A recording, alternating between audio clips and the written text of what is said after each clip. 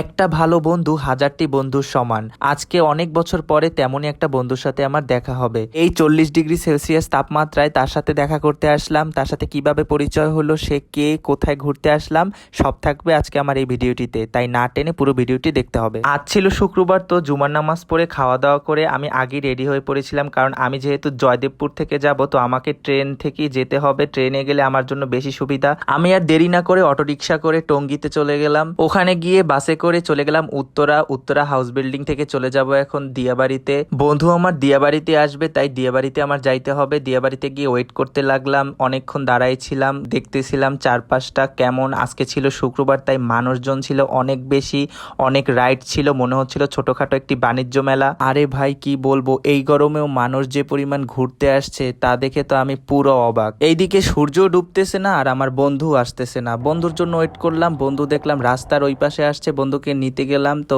এই হলো আমার গিয়ে বন্ধু, ছোটবেলার বন্ধু। এই বন্ধুটাকে অনেক ভিডিওতে আপনারা দেখছেন। অনেক বছর পরে দেখা হলো, কেন বললাম, ছোটবেলা থেকে আমরা একসাথে বড় হয়েছি। আমরা যখন একসাথে স্কুলে পড়তাম, কলেজে পড়তাম, একসাথে সবসময় চলাফেরা করতাম, দুইজন দুইজনকে ছাড়া কখনোই চলতো না।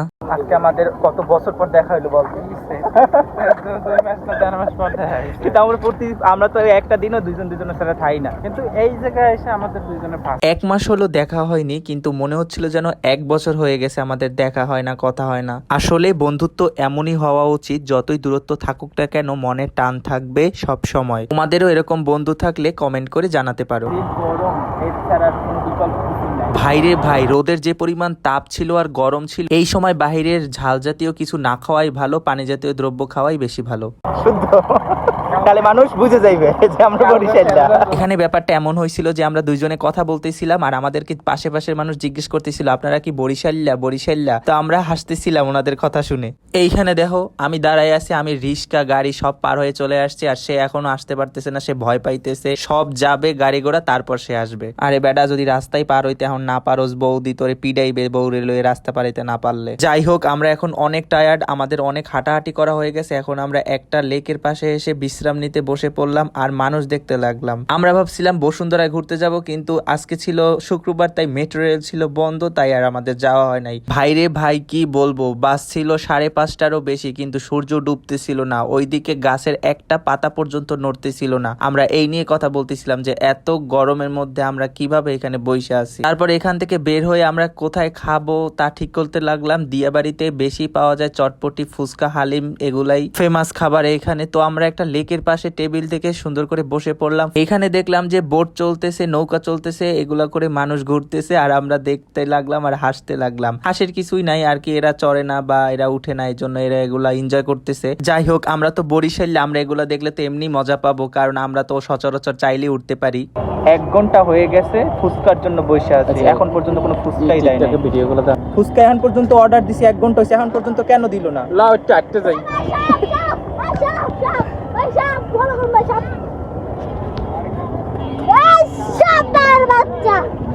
তোর কামড় দেবে, এরকম কইছে আমার কলজা উল্টাই গেছে।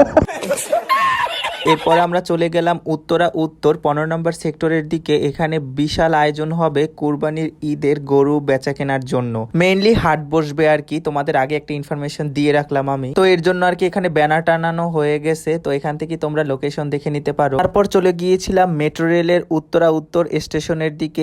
এই জায়গাটা অনেক ভালো ছিল, অনেক নিরিবিলি ছিল, তাই আমি কিছু ভিডিও ক্লিপ আর ছবি তুলে নিলাম। আজকে মেট্রো অফ থাকায় আমরা টিএসসিও যাইতে পারলাম না।